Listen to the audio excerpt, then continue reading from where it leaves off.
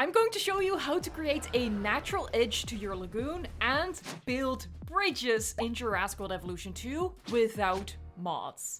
Credits for this latest glitch discovery go to Cretaceous Containment. They've been experimenting with all sorts of glitches and testing the limits of unmodded and console building. After laying down a base for our lagoon, we're going to raise up the surrounding terrain. A little later, I test out how high it actually needs to be. I find it helpful to outline the shape of my lagoon with a contrasting terrain paint so I know where the lagoon section will sit. Because the next step is to delete the last section of the lagoon.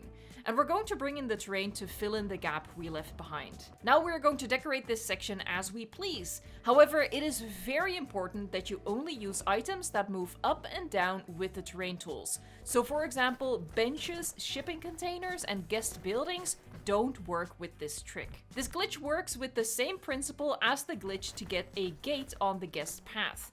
Imagine the game's hitboxes as like a sphere around an item, not a column going straight up and down. The game doesn't give us tools for this, but it means you can overlap items as long as you get them above the hitbox of the first item.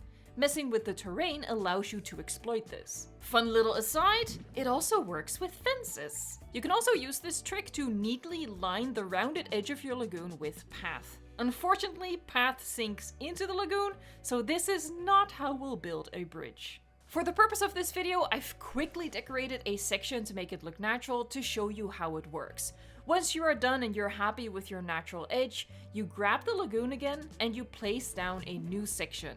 The terrain and the items will come down and end up sitting just above the lagoon. Obviously, this is a glitch, which means it doesn't look perfect. While the rocks do make contact with the water's surface, the foliage floats above it. But from most angles, it looks pretty good, and it's another sneaky way in which we can make our lagoon builds a little bit more interesting, in spite of Frontier not officially giving us the tools to do so. As you can see, you don't need to place your items at the very top of the plateau around the lagoon. I tested it out with rocks, and the rocks can actually get quite low on the hill and still work. However, keep in mind that it works different with decorations. These need to be much higher on the hill in order to work. Another thing to be mindful of is that you can only build one section of lagoon. You can't attach another section. Because you can use any decoration that moves up and down with the terrain, you can build some interesting things in your lagoons if you use a bit of imagination. And one of the coolest things you can build with this glitch is bridges over your lagoon. By the way, if you enjoy getting tips and tricks like this to get the most out of Jurassic World Evolution 2, consider subscribing to the channel. And please give this video a like so it does well in the algorithm and more people will see this awesome trick. Now, there's no right or wrong way to build a bridge. Like I said, you have to use your imagination anyway.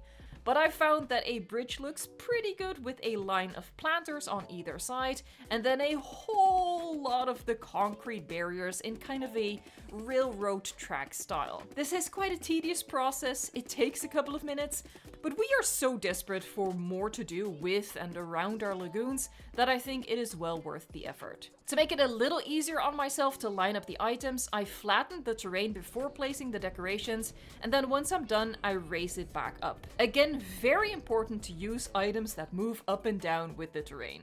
I learned the hard way that benches don't do that. Test beforehand if the item you've picked works and how high up the hill it needs to be. I really love the look of this bridge, and what's extra nice about it is that it is far enough away from the edge of the lagoon that here I was able to attach another lagoon section so the bridge can really cut through the middle of this. Huge thanks again to Cretaceous Containment and one of my moderators, Predator, for sending me this video. Go check out their latest video on their channel where they built a kind of rock cave using this same trick. Thank you so much for watching, liking, subscribing, and until next time, enjoy the game.